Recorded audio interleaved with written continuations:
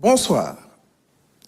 Le président de la République a présenté au nom de la nation ses condoléances les plus attristées à la famille du regretté Serigne Mouhamadou Makhtar Laye, khalife général des Layènes, à toute la communauté layène ainsi qu'à la Oumma islamique.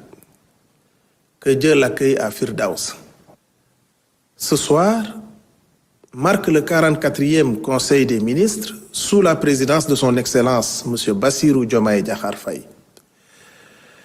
Le chef de l'État a tenu à saluer l'engagement constant et l'esprit d'équipe du gouvernement conduit par le Premier ministre M. Ousmane Sonko dans la mise en œuvre méthodique de notre projet commun, un Sénégal souverain, juste et prospère. Cette année de travail intense a consolidé les bases d'une transformation durable dans la paix et la solidarité nationale.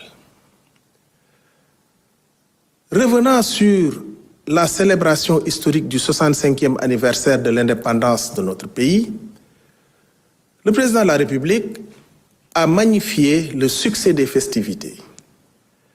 Ces moments forts, marqués par une mobilisation exceptionnelle, ont été le reflet d'une unité nationale retrouvée et rehaussée par la présence fraternelle de plusieurs chefs d'État africains. Le chef de l'État a adressé ses vives félicitations à nos forces de défense et de sécurité, à notre vaillante jeunesse, aux artistes, ainsi qu'à toutes les forces vives de la nation pour leur contribution exemplaire à cet événement patriotique.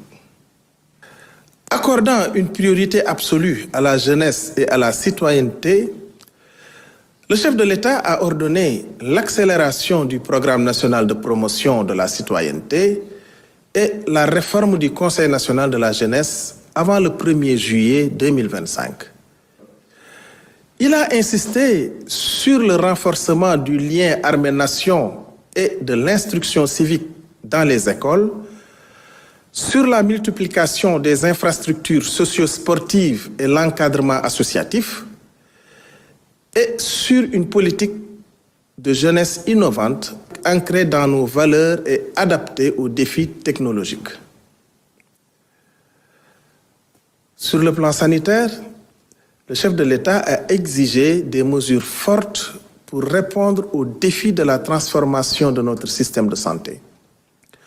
Parmi les priorités fixées, finaliser la réforme hospitalière et moderniser les CHU, lutter contre la vente illicite de médicaments et les pratiques médicales illégales, renforcer l'industrie pharmaceutique locale et la souveraineté vaccinale, optimiser la carte sanitaire et recruter massivement du personnel médical. Par ailleurs, le ministre de la Santé produira un rapport trimestriel sur l'état du système de santé afin d'assurer un suivi rigoureux des progrès réalisés. Dans le domaine spatial et après le lancement réussi de Gaïndé-Sat 1A, le Sénégal entend poursuivre sur cette dynamique d'excellence. Le président de la République a ainsi instruit la finalisation d'une politique spatiale nationale intégrée à la vision Sénégal 2050 en étroite collaboration avec l'Agence sénégalaise d'études spatiales.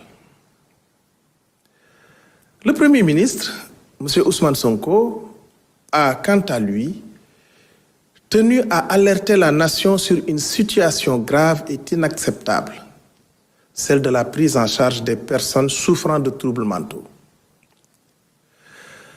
Les récents drames survenus sur nos routes nous rappellent cruellement l'obsolescence de notre cadre juridique, en l'occurrence la loi du 9 juillet 1975, devenue inadaptée aux exigences actuelles de dignité humaine, de sécurité publique et de protection des droits. Pourtant, des efforts ont été engagés.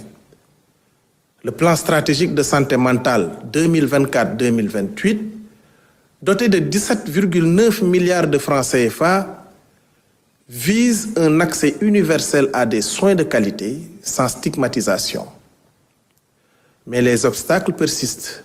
Manque de structures adaptées, errance des malades, financement insuffisant et retard dans les formations de professionnels. Face à ce constat, le Premier ministre donne des instructions claires. Premièrement, les ministres de la Santé, de la Justice et de l'Intérieur devront finaliser, avant le 30 août 2025, la réforme de la loi de 1975. Cette réforme devra notamment humaniser les conditions d'internement, simplifier la prise en charge des malades en errance et renforcer les capacités de structures spécialisées. Deuxièmement, le ministre de la Santé et de l'Action sociale lancera une vaste campagne de sensibilisation pour mobiliser les familles et les communautés, car la santé mentale est l'affaire de tous. Le Premier ministre souligne enfin l'exigence d'une mobilisation sans délai. C'est une question de justice sociale, de sécurité publique et de respect des droits fondamentaux. Je vous remercie de votre attention et vous souhaite une excellente soirée.